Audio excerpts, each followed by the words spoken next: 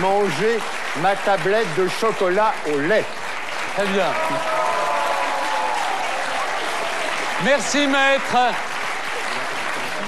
Je ne savais pas que votre drogue dure était le chocolat au lait, mais je m'en souviendrai pour les fêtes de fin d'année. Mais vous pouvez même vous en souvenir avant.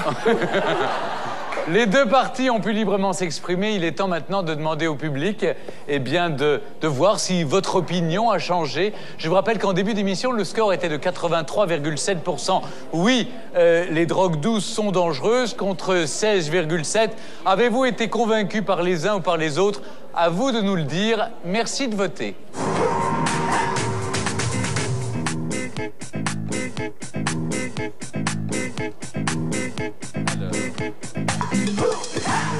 Non. Résultat du vote.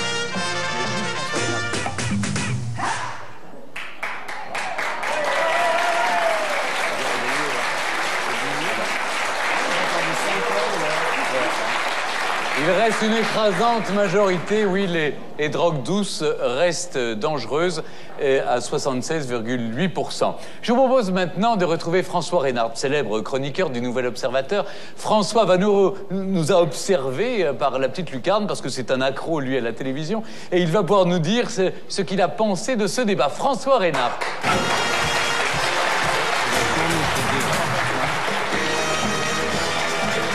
Cher François. Ah oui, vous avez raison de dire que je suis accro à la télévision. Puis Sébastien Thierry l'a rappelé tout à l'heure dans la caméra cachée que la télé était une drogue dure. Donc je serai bref, parce que imaginez à cette heure-ci à laquelle je parle, après l'abus, l'overdose, on verra des gens hagards à 5h du matin sur leur canapé qui regarderont Histoire naturelle, ça va être une horreur. Faut éviter les overdoses et les abus. Donc je redeviens sérieux, j'essaie de synthétiser tel que j'ai compris le riche débat que vous avez eu. Alors il me semble qu'il y a une chose d'abord à propos de la drogue, des drogues douces, c'est l'aspect social légal, le côté de la loi. Là, je pense, si je comprends bien, que tout le monde est finalement assez d'accord sur une chose, c'est que la loi, telle qu'elle est, elle est mauvaise. Puisque, en l'occurrence, vous, Claude Allègre, vous le disiez, il y a un problème quand une loi n'est appliquée par personne. La loi, elle interdit l'usage de la drogue, et l'usage de la drogue, vous l'avez dit, de votre côté, ne cesse de monter. Donc ça veut dire qu'il y a un problème avec cette loi-là. Alors la question qui reste, c'est dans quel sens il faut changer la loi? Est-ce qu'il faut être pour la légalisation, comme Maître Caballero, là, qui imagine des banlieues avec des petits régies françaises, des cannabis, et puis des petits épiciers qui vendront, comme il y a eu les Gauloises, il y aura les pétards du 14 juillet, enfin, je sais pas, voilà. Donc ça c'est une chose. Ou est-ce qu'il faut être au contraire, comme peut-être vous l'êtes de votre côté, plus répressif? Mais en tout cas, je pense qu'on ne peut pas échapper à ce débat. Tout le monde a très justement fait remarquer qu'il est honteux que les élections présidentielles qui viennent de se passer de 2007 ait complètement occulté ce débat-là. Donc ce serait bien de ne pas attendre 2012 pour le remettre sur la table, parce que c'est effectivement un débat sérieux. Alors la deuxième chose pardon. La deuxième question très importante, c'est la question de la santé.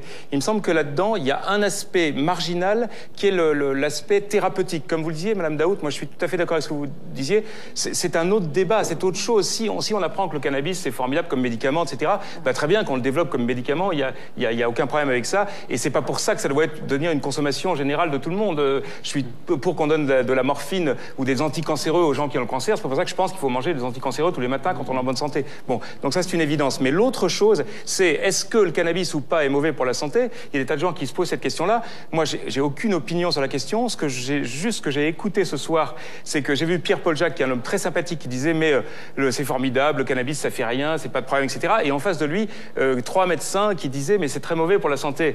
Moi, je suis désolé, quand il s'agit de musique, je vais aller demander la question de Pierre-Paul Jacques. Quand il s'agit de santé, je fais confiance à les médecins. Donc, si les médecins me disent que c'est mauvais pour la santé, c'est que c'est mauvais pour la santé. C'est pas une question morale. Après, les gens prennent les risques qu'ils veulent. Mais en tout cas, bon, ça paraît une évidence scientifique. Alors là, dernière chose, je savais pas du tout ça, moi. C'est grâce à vous, cher monsieur. Moi, je découvre comme ça qu'on peut faire, qu'il y a des usages textiles du chanvre. Alors, c'est peut-être pour faire ce qu'on appelle des robes de chanvre, je ne sais pas. Mais en tout cas, je trouve ça merveilleux. C'est la solution au problème. Il faut aller dans les lycées et les banlieues en disant arrêtez la drogue, faites de la couture. Alors, je sais pas si ça sera facile à faire, mais on peut toujours essayer.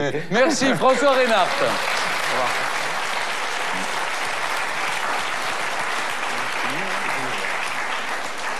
Et maintenant, nous nous retrouvons avec Claude Allègre. vous publiez Ma vérité sur la planète chez Plomb Fayard avec ce bandeau non Monsieur Hulot. Donc Monsieur Hulot n'a pas forcément raison. Votre propos, vous, est très clair. Vous voulez mettre un frein, dites-vous, aux pleurnicheries écologiques. Et vous parlez d'ailleurs d'une secte verte contre la science et le progrès. Quel est ce tableau de ces pleurnicheries écologiques? Ben, là, les écologistes, en gros, posent un certain nombre de questions qui sont réelles et que j'ai moi-même posées aussi en son temps, etc. Mais je pense que la réponse qu'ils leur donnent n'est pas une réponse qui est ni adaptée, ni surtout efficace. En effet, la réponse est de dire que on a exploité la planète, on a fait des choses horribles, on a le réchauffement climatique dû au dégagement de CO2. Et donc, le résultat, on nous dit maintenant, désormais, c'est la frugalité. Donc, vous allez arrêter de conduire votre voiture, vous allez arrêter de vous chauffer. Les générations futures, comme on a été des sauvages, vont devoir se serrer la ceinture. Alors, d'abord, je pense que les générations futures ne sont pas forcément d'accord avec cette philosophie, mais deuxièmement, je pense que nous, Français, tout seuls, on décide de se serrer la ceinture. Je ne suis pas sûr que ça aura une grande influence sur le globe. Non. Et quand on lit, vous citiez Monsieur Hulot, quand on lit « Il faudra convaincre les Chinois et les Indiens de ne pas se développer comme nous », on peut toujours essayer. Donc, mais vous n'y allez pas avec le dos de la cuillère. Vous dites, par exemple, vous dites le bon, la brute et le truand, c'est-à-dire Nicolas Hulot, José Bové et Al Gore, oui. Pour ne pas les citer.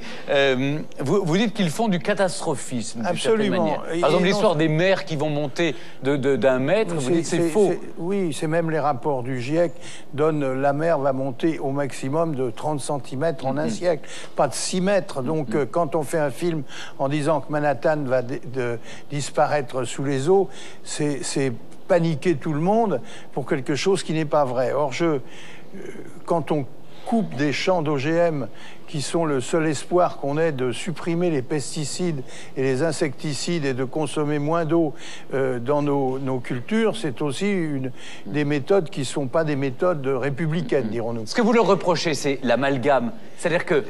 oui, la disparition du tigre du Bengale, l'autre jour, on m'a interrogé pour savoir si la disparition du tigre du Bengale était due au réchauffement climatique. Et j'ai répondu en riant, il est dû au fait qu'on tire dessus. Donc il ne faut pas mélanger la disparition du tigre du Bengale, le problème de la mer d'Aral qui est dû au fait qu'on pompe l'eau du Sirdaria pour faire du coton, etc. Il faut prendre les problèmes un par un, mais surtout il faut les résoudre. Et ce que je dis, ce que je propose dans ce livre, je propose un certain nombre de solutions.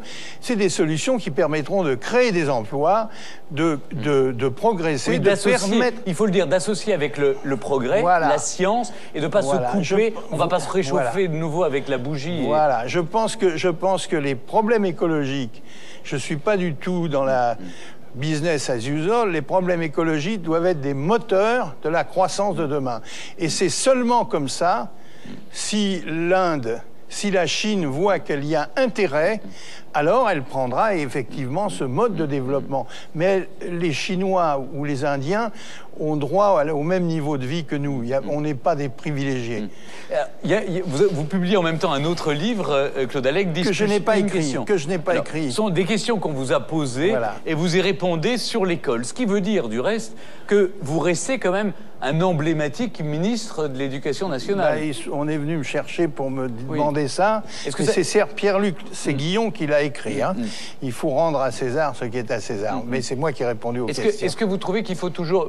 Je sais que vous êtes pour les espèces, pour la préservation des espèces en voie de disparition, mais il faut toujours dégraisser le mammouth?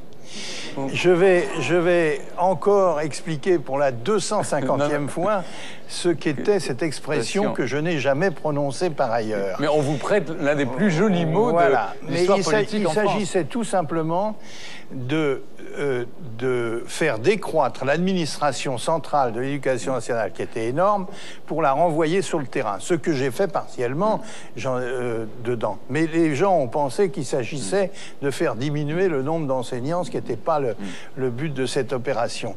Non, j'essaye de dire dans ce livre qu'il faut garder un équilibre. L'enseignement français n'est pas nul, et il n'est pas non plus le meilleur du monde. Et donc, il faut garder un équilibre. Il pourrait s'améliorer, mais moi, je crois beaucoup que pour s'améliorer, il faut le ramener plus près du terrain, il faut donner plus de responsabilités aux enseignants, et il faut arrêter cette espèce de grosse machine qui gouverne tout depuis Paris. Bien sûr, on ne peut pas avoir été enseignant pendant 40 ans et ministre de l'Éducation nationale sans continuer à s'intéresser à l'école. Merci beaucoup, monsieur le ministre.